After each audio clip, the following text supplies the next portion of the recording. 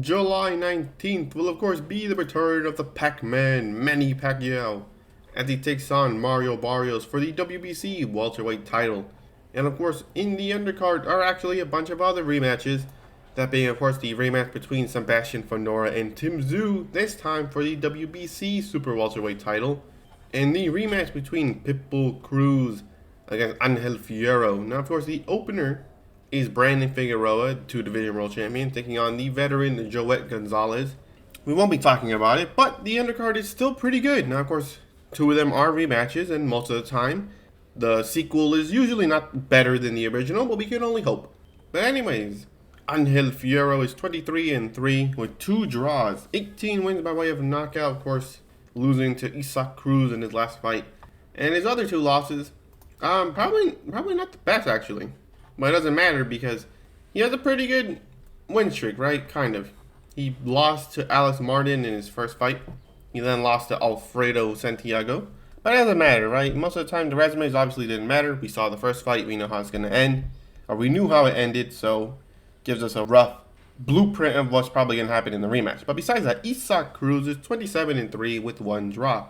Of course, his latest loss was against Jose Valenzuela for the WBA super lightweight title. Of course, he lost his title in that fight. And of course, the funny part was actually because he blamed his loss on Rayo running. Running? Or was it for the fact that he got outboxed for basically the entire fight? You never know. But besides that, he won that title against Rolly Romero. So obviously the WBA belt is slightly cursed. Obviously every person to win the title after Josh Taylor vacated it, lost the title. Never defended it once, I don't think so. Pacquiao lost it due to PEDs. Rolly lost it to Pitbull. Pitbull lost it to Rayo. Rayo lost it to Antoine Russell.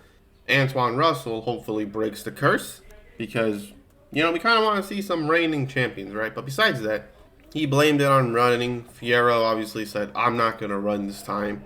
I'm going to stand and bang with him. And the first couple of rounds, it did not go his way. He was getting his ass whooped for a quick second. I was like, oh my God. And then guess what happened? He started giving himself more distance and he started moving a little bit more. And he started winning rounds. And, it was a close fight. Fierro actually hurt Pitbull to the body in the fight. And it was all because he decided to not just stand in front of Pitbull. Because Pitbull, everyone already knows, or at least are now coming to realize that Pitbull's not really the best boxer. Really no jabs, just nothing but hooks and uppercuts. So if you give yourself distance, you could evade a lot of it, right? Of course, Fierro, when he decided to go on the back foot, he started winning rounds. He started hurting Pitbull. Now, of course, this is super lightweight, and if I'm correct, they said that this fight will end up at, regular lightweight for the interim WBC title. So, pretty good. But besides that, will this end just like the original? Probably, yeah, no, there's no way they're not going to give it to Pitbull again. I think Fierro actually might get robbed in this fight. Because if he did what he did before, but this time earlier, he could win the fight. I mean, he was doing really well when he wasn't just standing in front of Pitbull for no reason, right?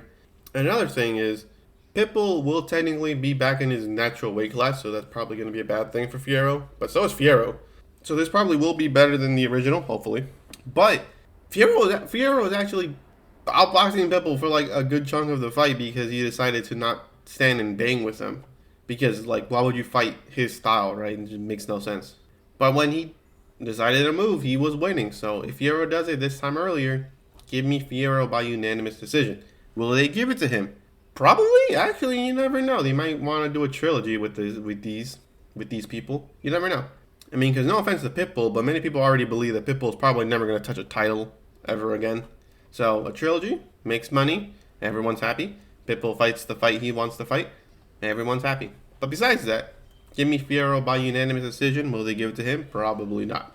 Besides that, the co-main event, Sebastian Fendor, the towering Inferno, former Unified World Champion, now just the WBC Champion, will take on Tim Tszyu once again for the former WBO Super Welterweight Champion. Anyways, Tim Tszyu is 25-2, 18 wins by way of knockout and 1 loss by way of knockout. Of course, he had back-to-back losses, which is very important for this fight, right? We'll talk about that later, right? But he lost to Fendor in a very weird, some people say controversial, but it wasn't, fight where, obviously due to Fendor's height, Tim Zoo ran into an elbow. Yeah, many people who put their head in really don't expect to hit an elbow, right? But obviously, Fendor being as big as he is, he hit the elbow, right?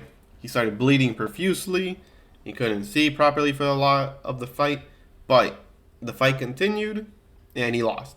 And then he later challenged for the IBF super welterweight title against Bakram Murtazaliev, where he lost in the third round, getting dropped 3 times. Obviously, a big shocker to most people, right? Most people thought Tim Zoo would probably win that fight, but getting stopped in under 4 rounds, that's crazy, right?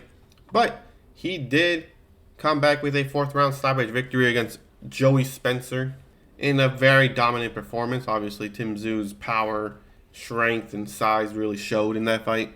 But anyways, the former unified champion, the Towering Inferno, is 22-1, 14 wins by way of knockout, and 1 loss by way of knockout, and also 1 draw.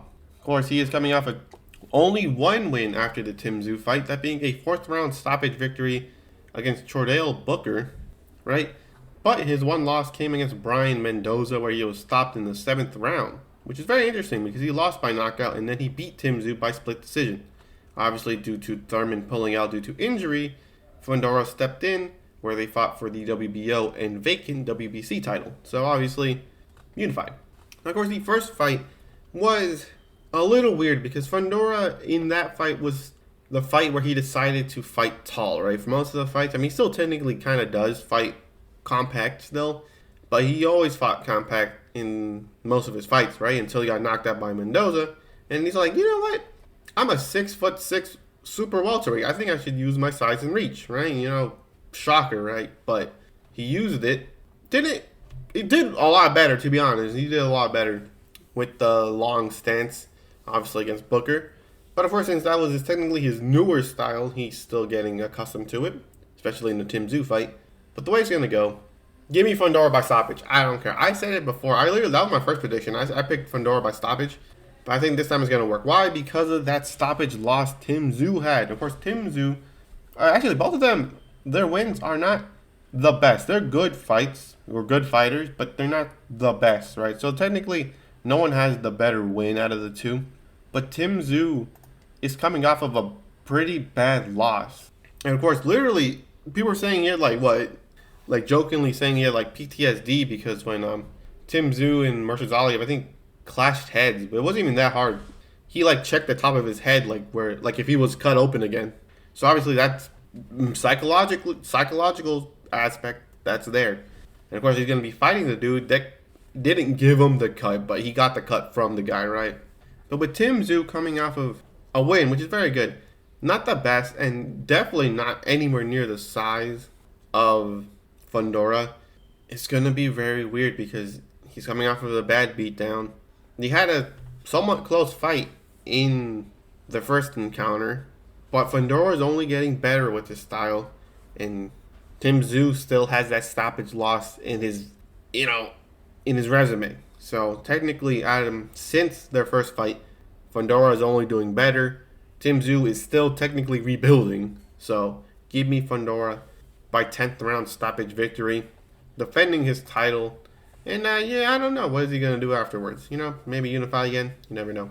But yeah, give me Fendor stopping Tim Zoo in the 10th round. I think due to Fendor only building momentum and Tim Zoo just building back his resume, give me Fendor by stoppage. But anyways, the main event, the weirdest one, that being Manny Pacquiao versus Mario Barrios. Now, of course, Mario Barrios is 29-2 with 1 draw, 18 wins by way of knockout, and 1 loss by way of knockout. Now, here's the thing. Mario Barrios on BoxRec is ranked number 16, and he's a champion, so that's something. But besides that, he is coming off of a split decision draw against Abel Ramos, where both of them were dropped in the fight. I did say Ramos was going to put up a fight. He did. And I thought he should have won that fight. T-minus 116, 110. Hell no. Who the hell put that scorecard? Man, get him out of here. Boo this man. But anyways, before that split decision draw, he's on a 3-fight win streak against Giovanni Santiago, 8th round stoppage win. Yordenis Ugas for the WBC interim title, unanimous decision win. And Fabian Maidana, 22-2, unanimous decision win. Now, of course, his 2 losses come back-to-back, that being against Gervonta Davis and Keith Thurman. Obviously, some things to think about because he lost to Keith Thurman but beat Yordenis Ugas. But anyways, the legend Manny Pacquiao was 62-8 with 2 draws, 39 wins by way of knockout, and 3 losses by way of knockout. Of course, the most recent ones, that being over 4 years ago, obviously something to keep in mind, was against Yordenis Ugas, unanimous decision win, or unanimous decision loss. And then before that, he beat Keith one-time Thurman by split decision. So obviously, he beat Thurman but lost to Ugas, while Mario Barrios lost to Thurman and beat Ugas. But the weirdest thing is, how much of a chance does Manny Pacquiao have? Because here's the thing, no offense to Mario Barrios, but many people like to say he was at the right place at the right time. He's only champion because he held the interim belt and he fought a washed Ugas, right? Because out of all the champions, unfortunately for Mario Barrios, there is no debate that he is the worst. Technically, that could change because the WBA and IBF titles are vacant, so you never know. Some dude might pick it up, have like 7 losses on his record or something, I don't know. But for the most part, Mario Barrios is technically considered the worst champion in welterweight. But that doesn't change the fact that Manny Pacquiao has been out of the ring for 4 years and is 46 years old. That's right, not 42, not 41, not even 44. 46 years old. This man is having a midlife crisis, probably. Literally, middle of the road in terms of age. Like, that's the age where, like, you sneeze wrong and it probably hurts. Probably not for him, obviously, because he works out, but keeps himself in shape. But, 46 is 46, especially how washed he looked against Yordenis Ugas. It says a lot. It's just, more people are just like, I hope Manny Pacquiao just doesn't lose by knockout. That's probably going to be the case, though, because Mario Barrios has speed, he has precision. He doesn't have the most power, but he has piercing, cutting power, and he could take a punch. He took a bunch of punches and took a lot of punishment from Keith one-time Thurman, and he went 11 rounds, being weight drained against Gervonta Davis. So Mario Barrios can cut up Manny Pacquiao. He's fast, he's quick, he's young. That's the thing, he's young. And he could stop Manny Pacquiao because Manny Pacquiao is 46. Like, don't get me wrong, George Foreman became champion really old, and was it Bernard Hopkins continued boxing till he was like super old as well. But like, I don't know. It's just 4 years of inactivity being 46. That doesn't do a lot in swaying the people into Manny Pacquiao's side. Will people want Manny Pacquiao to win? Of course. Who doesn't want that story to be true? That would make his biopic that much more entertaining. But this is reality. He may have been a super strong fighter, obviously, being the guy that was so fast he could outrun Father Time for a bit. But 46, Father Time caught up to him. Yeah, there's no argument. He caught up to him. Sorry. But yeah, I hate to say it, but give me Mario Barrios by 5th round stoppage win. That's right, 5th round. I don't think it goes that far. I think there might be a small glimpse of usefulness in Manny Pacquiao, but that'll be for like a round or two, and even then, probably won't even do anything.